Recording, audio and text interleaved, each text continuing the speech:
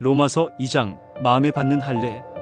로마서에 대한 추억으로는 오래전에 어느 목사님의 서재에 들어간 적이 있었는데 로마서 강해라는 여러 권의 책이 진열되어 있었고 부산 보수동 헌책방 골목에서 로마서 강해라는 한 권의 책을 구입하고 읽어본 적이 있었는데 로마서가 굉장히 중요한 기독교 진리를 많이 담고 있다라는 생각을 했었고 로마서에 대한 여러 목사님의 설교를 통해서도 로마서에 대한 다소간의 이해가 있었지만 지난 주일 설교처럼 강렬하게 기독교의 진리를 밝히 깨닫게 해준 것은 처음이라는 생각이 들었고 복습을 통해 깨닫게 되고 회개한 사항에 대해 말씀을 나누고자 합니다. 로마서 2장 1절에서 5절 단락은 자신도 동일한 죄를 범하면서도 이방인들을 정죄하는 유대인들의 악한 모습에 대한 바울의 책망과 경고의 말씀이 나옵니다. 오늘날도 그리스도인들이 세상 사람들과 외형적으로 달라 보이지만 실상은 우리 그리스도인들이 불신자들과 결코 다를 바가 없다는 사실을 지적하시는 말씀, 적용을 통해 제 자신을 되돌아볼 수 있었습니다. 당시 유대인들에게 있어 더 큰 범죄는 이방인보다 조금 더 나을 바가 없는 삶을 살아가면서도 이방인들을 판단한 것이었습니다. 고집과 회개하지 아니하는 마음을 따라 죄를 반복해서 지음으로써 하나님의 공의로우신 심판이 나타나는 그날에 하나님의 진노가 나에게도 나타날 수 있다는 생각을 하게 되었습니다.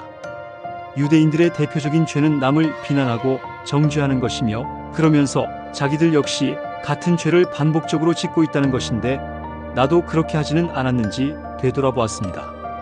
6에서 16절 단락은 이방인과 유대인을 불문한 하나님의 심판의 보편성과 심판의 기준에 대해 말씀해 주고 있는데 6절은 이방인이든 유대인이든 모든 사람은 자신의 행위대로 공의롭게 하나님의 심판을 받게 된다는 불변의 진리를 밝혀주고 있습니다.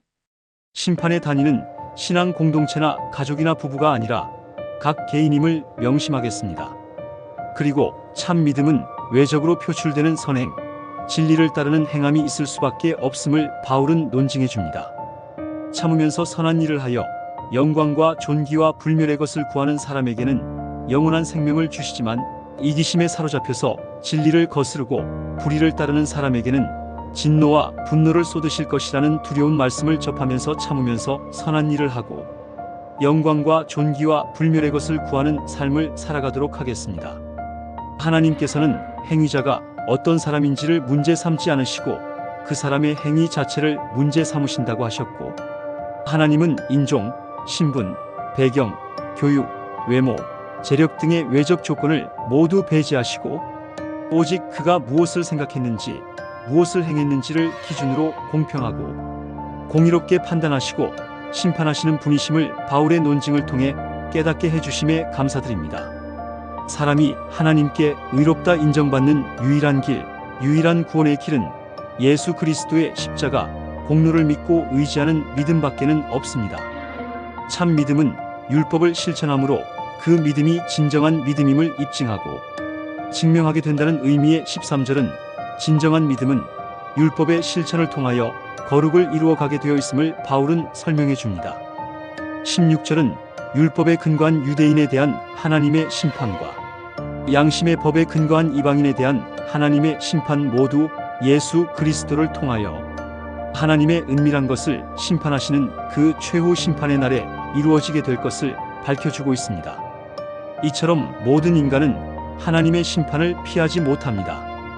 그러므로 인간의 인생에서 가장 중요한 과제는 이 하나님의 심판을 대비하는 것이라 할 수 있습니다.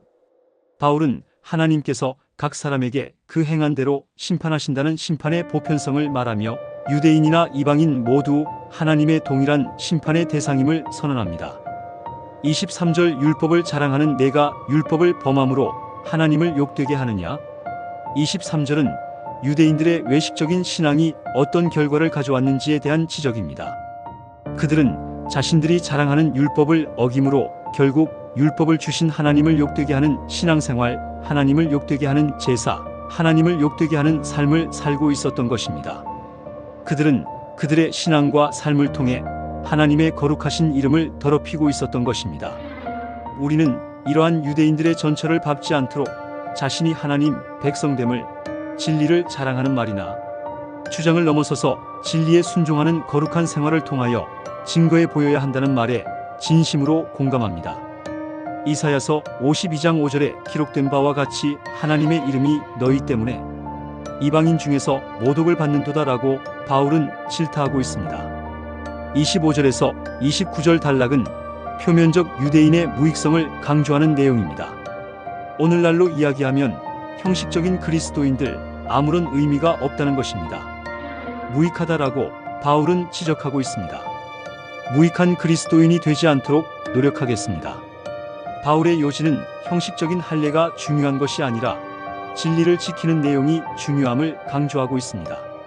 이처럼 진정한 신앙생활은 겉으로 보이는 형식이 아니라 내용이 중요하고 그 신앙이 진리의 내용을 담고 있느냐가 중요합니다. 결론으로서 육신의 할례는 의미가 없고 마음의 할례가 중요함을 설명합니다. 바울이 말하는 마음의 할례는 진리의 말씀으로 마음을 새롭게 함을 의미하며 마음의 할례는 진리의 말씀으로 더러웠던 마음을 새롭게 깨끗하게 하는 것을 의미합니다.